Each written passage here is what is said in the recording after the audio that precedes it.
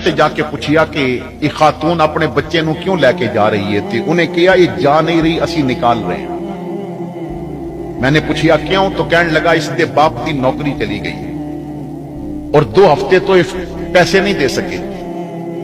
तो मैं जल्दी नाल जो अस्पताल के मामलात का बड़ा आफिसर सी उहदे कोल चला गया और मैंने कहा कि इतना तुसी पैसा लैंदे हो तो कोई एक काम ते रब वास्ते भी कर लो। कितना प्यारा बच्चा है, अद्धा ठीक हो गया है, अगर इलाज इत्थे रुक जाएगा तो फिर इसी तरह मफलूज हो जाएगा।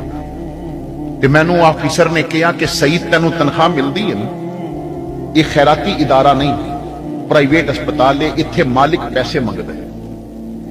मैं खामोशी नाल सर झुका के बाहर निकलिया।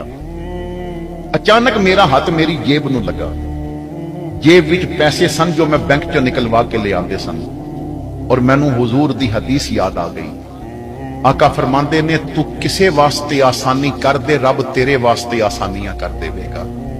तू किसे वास्ते दुनिया सौखी कर दे, रब तेरे वास्ते आखिरत सौखी कर देवेगा। तो मैंने आसमान वल देख के किया, मालिक 20 साल दी लगन मैं तेरे एक बंदे दे इलाज वास्ते कुर्बान कर रहा है, बस इतनी मेहरबानी करी कि मरन तो पहले एक बारी मैनू सेने हरम विच तवाफ दी तौफीक दे देवी, मरन तो पहले एक बारी यार दा रोजा दिखा देवी। बच्चा बड़ा प्यारा है, मफलूज हो जाएगा और पैसे नहीं इस वजह तो जा रहे ने।